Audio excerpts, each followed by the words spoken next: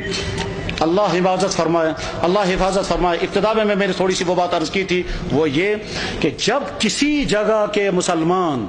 نماز پڑھ سکتے ہوں، رکاوٹ کوئی نہ ہو، پھر بھی نہ پڑھے۔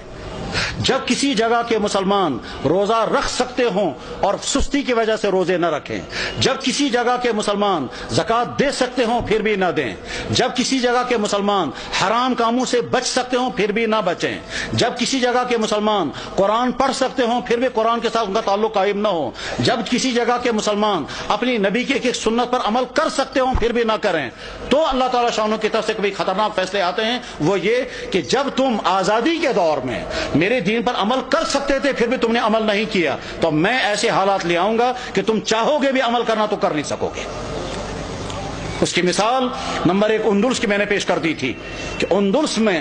800 سال تک مسلمانوں کی حکومت رہی، اور بعد میں جب خرابیاں شروع ہو گئی تو وہ حالات آ گئے کہ اگر وہ قرآن پڑھنا چاہے تو نہیں پڑھ سکتے تھے، اپنی عورتوں کی عصمتیں بچانا چاہیں تو نہیں بچا سکتے تھے، بلکہ کیا ان کی تو جان بھی باقی نہیں رہی، اور وہاں کے مسلمان یا تو مارے گئے یا عیسائی بن گئے یا وہاں سے فرار ہو گئے، اور اس طرح سے 800 سال کا مسلم ملک جو اذانوں سے آباد تھا وہ 800 سال کا مسلم ملک کفرستان بن گیا۔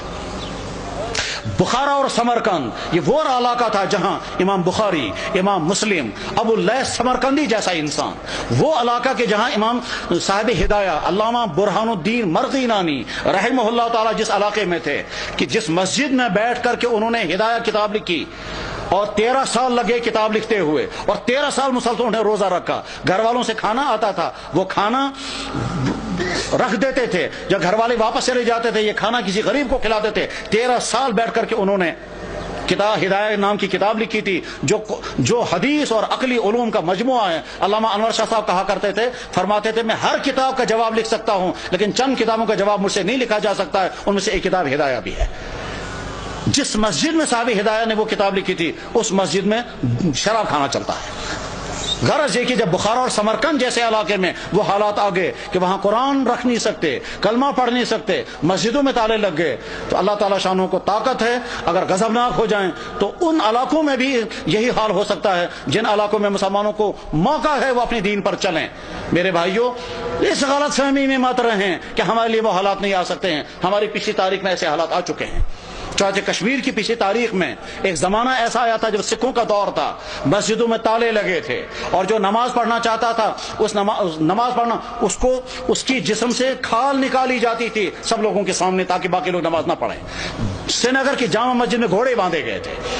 تمام مسجدیں مسمار کر دی گئی تھی، اس وقت لوگ نماز پڑھنا نہیں پڑھ سکتے تھے، یہ اذانیں بین ہو گئی تھی۔ جب کسی جگہ کے مسلمان اپنے دین کی ناقدری کرنے لگتے ہیں تو ایسے حالات آ سکتے ہیں، اور اس کی مثال اس بات کی مثال نہیں کہ مسلمانوں نے ناقدری کی، وہ تو ظلم ہے، لیکن مثال ہمارے سامنے ہے برما کے حالات، جہاں کی مسجدیں ختم، جہاں کے مدرسے ختم، جہاں کی داڑھیوں کے ایک بال کر کے نوچتے ہیں، جہاں علماء کو کھڑا کر کے اور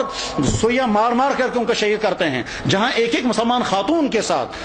20 30 بلکہ 100 آدمی بدکاریاں کرتے ہیں اور کھلے عام کرتے ہیں، جہاں مسلمان عورتوں کو کھڑا کر کے آگ لگا کر جلا دیتے ہیں، جہاں مسلمان عورتوں کی گودوں کے اندر ان کے بچوں کو ذبح کر دیتے ہیں، اور ساری دنیا کے مسلمان دیکھ رہے ہیں مگر کوئی کچھ نہیں کر سکتا۔ جب ان مظلوم مسلمانوں کے لیے کوئی آواز نہیں اٹھا رہا ہے تو آپ بے فکر یہ مت رہیں ہمارے ساتھ اگر کبھی ایسا ہوا تو ساری دنیا کے مسلمان سرگرم ہو جائیں گے۔ آج کا مسلمان بے حس ہو چکا ہے، آج کا مسلمان دنیا کے حکمران، ان کے بیوروکریٹ، ان کے تمام ہائی کلاس طبقے وہ اپنی عیاشوں میں ڈوبے ہوئے ہیں، کسی سے کوئی امید نہیں ہے۔ اپنے دین پر جمنے کا فیصلہ کر کے اٹھیں،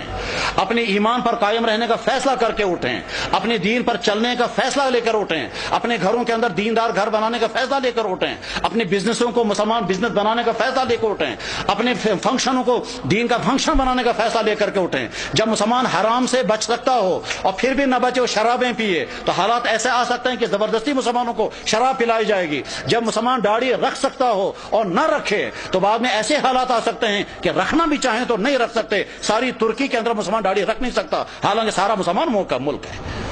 تو ایسے حالات آ سکتے ہیں، اس لیے اپنے دین کے ساتھ وفاداری کا فیصلہ کرو، ورنہ تو ایسا ہو سکتا ہے کہ اللہ جب تم میرے دین کے ساتھ وفاداری نہیں کرو گے تو میں تم پر ایسے حالات لا سکتا ہوں کہ تم چاہو گے بھی میرے دین پر عمل کرنا تو کر نہیں سکو گے۔ اللہ جل شانہ اس برے انجام سے ہم سب کی حفاظت فرمائے، ہمارے ان اکابرین کی حفاظت ہو، مدارس کی، مساجد کی، دین کے و دینی اداروں کی، دین کے کام کرنے والوں کی اور دین پہ جننے والوں کی مدد فرمائے۔ وآخر دعوانا ان الحمد للہ رب العالمین برحمتک یا ارحم الراحمین۔